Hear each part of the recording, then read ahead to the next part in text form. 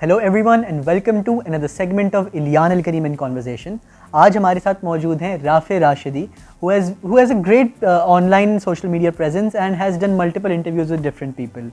तो राफे भाई, मेरा आपसे पहला सवाल ये है, आपने मास्टर्स किया है in business systems analysis and design, लेकिन उसके बाद आपने एक फ़िल्म बनाई है, तो ये करियर में सडन चेंज क्यों? वेल आई मीन बहुत शौक था बचपन से फिल्म बनाने का and to be in media and when I was a kid तो मैं काफ़ी चीज़ें रिकॉर्ड करता था, कैमरा से खेलता था, but obviously at that time we did not have resources like film schools और इस तरह की कोई चीज़ नहीं थी। तो if you given a choice, बेटा या तो फिर कंप्यूटर पढ़ लो या कॉमर्स कर लो या साइंस पढ़ लो, तो मैंने इसलिए वो I went into IT, I took the short easy way out. मैंने कॉमर्स लिया था। अच्छा, कॉमर्स सही, so there you go. So we did not have any, or plus I don't think film media is something which you can convince your parents very easily this is what I want to become. ये America तो नहीं है. So I took a leap of faith after like 20 years. उसके बाद मैं college, masters, work path. I went to my parents and I want to make a film. However, it's a very risky thing, but their support went a long way, and it's because of them what happened. Because I had no experience and wanted to be part of the industry, but I had seen the media industry as a kid. My mom had been involved in the media forever.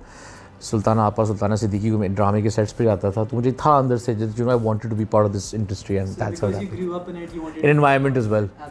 And आपने जब पहली film बनाई तो उसमें आपने कुछ failures भी face किए होंगे, नुकसान कितना हुआ पहले तो ये बताइए। टोटल नुकसान था, टोटल नहीं एग्जैक्टली। तो उस पर ये था कि वो रिस्की थी, बिकॉज मैंने 7 नए चेहरों को लॉन्च किया था, अब तो सुपरस्टार बन चुके हैं, तो वह वैसे ही रिस्क है। और पाकिस्तानी ऑडियंस जो होती है वो देखती है रिनाउंड चेहरों को, तो वो बॉक्स ऑफिस पे शायद इतना राज ना जमा सकी थी। ऊपर से हमारी सिनेमा इंडस्ट्री जो है वो बहुत बैंक करती है इंडियन सिनेमा पे, और उस टाइम पे इंडियन सिनेमा बैन हो गई थी, तो उससे काफ़ी नुकसान हुआ, बट सीखा बहुत कुछ। क्या क्या सीखा? सवाल अगला मेरा यही। सीखा ये कि भाई विदाउट किसी भी आई वुड से रिसर्च या एक्सपीरियंस के लोगों के साथ काम करे वगैरह अब नहीं है इंडस्ट्री के अंदर। पहली फिल्म के लिए कोशिश करें कि किसी नोन फेस को लें कि कोई देखने भी आए तो और ऊपर से स्क्रिप्टिंग, इंडस्ट्री का एक्सपीरियंस बहुत ज़रूरी है। या तो फिर 3-4 ड्रामों में कुछ काम कर लें, असिस्ट कर लें, या किसी के साथ काम कर लें, उससे बड़ा फ़र्क पड़ता है। मैं तो बिल्कुल ज़ीरो एक्सपीरियंस से आ रहा था, तो आई गेस वो लेसन मुझे मिल गया, बट इन रिटर्न शायद उसके बाद ना बहुत लोगों से मुलाकात भी हुई, तो वर्कआउट हुआ। और बहुत लोगों से मुलाकात थी, उसके बाद आपने अपनी एक सीरीज़ स्टार्ट की बिहाइंड द कर्टन, जो अब अमेज़ॉन प्राइम पे है। So how did that come about? इसका आइडिया कहाँ से आया? मैं काम कर रहा था मूमल एंटरटेनमेंट के साथ, जो हम टीवी का सिस्टर प्रोडक्शन हाउस है, और तकरीबन 1.5-2 साल काम किया, तो मुझे अंदाज़ा हुआ कि हमारे पास काफ़ी प्रॉब्लम्स हैं इंडस्ट्री के अंदर। सिस्टम नहीं है, यूनियंस नहीं है, एसोसिएशंस नहीं है, और मैं एक्टिव पार्ट था यूनाइटेड प्रोड्यूसर एसोसिएशन का भी। तो जब मुझे वो फीडबैक नहीं मिला, तो मैंने एक फोरम क्रिएट किया अपने राइटर्स के लिए, अपने टेक्नीशियंस के लिए, कि मैं उनको दावत दूं और हम बात करें इश्यूज़ क्या है इंडस्ट्री के अंदर।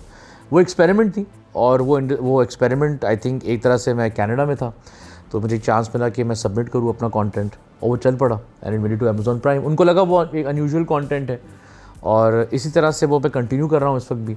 बट जो वो गोल है वो ये है कि इट्स स्मॉल नीश ऑडियंस, लेकिन हम बात करते हैं इंडस्ट्री के इश्यूज़ के बारे में, जिसके लिए हमारे पास यहाँ पे प्लेटफॉर्म अवेलेबल नहीं है, और उसको मैं कंटिन्यू करता रहूँगा। ठीक है, दैट्स वेरी ग्रेट।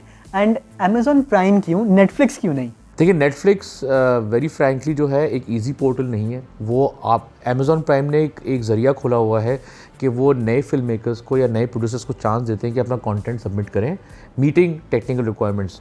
नेटफ्लिक्स नहीं करता है इस तरह की कोई भी चीज़ ऑफर। वो कहती है आपके पास एक्सपीरियंस हो, आपने 4-5 फिल्में की हुई हो, ड्रामे किए हुए हो, उनकी टेक्निकल रिक्वायरमेंट्स बहुत इंतहाई मुश्किल हैं टू मीट, और इसलिए वो नेटफ्लिक्स अभी इतना अपना होराइजन एक्सपैंड नहीं कर रहा है। दूसरा ये, पाकिस्तानी कंटेंट बहुत कम है नेटफ्लिक्स पे बनस्बत अमेज़ॉन प्राइम पे। हमें बहुत फिल्में हैं, बहुत कंटेंट है, तो उनका एक रास्ता अच्छा बना हुआ है पाकिस्तान के साथ। ऑलराइट। एंड आप इन चीज़ों की रीच कैसे बढ़ाते हैं? आप अपनी सोशल मीडिया प्रेजेंस, अवेयरनेस किस तरह से बढ़ाते हैं? How do you connect to the youth as well on social media? देखिए, द पॉइंट वाज कि इंडिपेंडेंट प्रोड्यूसर जो मैं गेस कर रहा हूँ कि मेरी एज का ही है, उसको काफ़ी रुकावटें पेश होती हैं to become part of the industry. तो मैं फोकस ये रखता हूँ कि अपने सीनियर से या अपने टेक्नीशियन से वो बात करूँ जो मेरे यूथ को एड्रेस हो, कि यार हमारे फिल्म ग्रेजुएट होने के बाद क्या काम करें या ना करें, क्या एक्सपीरियंस लेना चाहिए नहीं लेना चाहिए। क्योंकि मुझे तो नहीं पता था कि हमारे राइटर्स के नाम क्या हैं, हमारे डायरेक्टर्स के नाम क्या हैं, मैं तो इंडस्ट्री में जंप मार लिया था। बट मेरा पॉइंट ये था कि हम इंट्रोड्यूस करें कि यार हमारी फ्रेटर्निटी है क्या। सो कल अगर इवन 5 साल के बाद भी कोई यंगस्टर देखता है तो उसके लिए लाइब्रेरी अवेलेबल होगी कि यार ये हमारे डायरेक्टर्स हैं, थे, राइटर्स हैं, थे, एक्टर्स हैं जिन्होंने कौन सी बातें की। तो मेरा फोकस वही था कि एक वर्चुअल लाइब्रेरी अवेलेबल होगी फॉर रेफरेंस मटेरियल कि कंटेंट कैसे बनता है, डायरेक्शन कैसे होती है, प्रोडक्शन कैसे होती है। दैट्स द ओनली रीज़न मैंने कहा कि ये होना चाहिए सिस्टम। ओके, अब हम आते हैं अपने रैपिड फायर सेगमेंट पे, जिसमें मेरा आपसे सबसे पहला सवाल ये है कि अब तक who has been the favourite person for you to interview? Mustansar Hussain Tarar sahab को मैंने इंटरव्यू किया था लास्ट सीज़न में। रिमार्केबल इंटरव्यू बिकॉज उन्होंने तो तकरीबन ही सीन इट ऑल, तो उन्हें बिल्कुल सब कुछ पता था कि इंडस्ट्री क्या है, कैसे है। And I was thankful to him because वो करते नहीं है इंटरव्यूज़ अब, ही इज़ ओल्ड एज। तो बहुत ही बेहतरीन सेशन रहा था। आई वुड से वो classify as the best interview I had conducted. So और लीस्ट फेवरेट पर्सन कौन है इंटरव्यू करने के लिए आपके लिए? कोई नहीं। कोई नहीं, so all of them are interesting. Very interesting. That's good to no.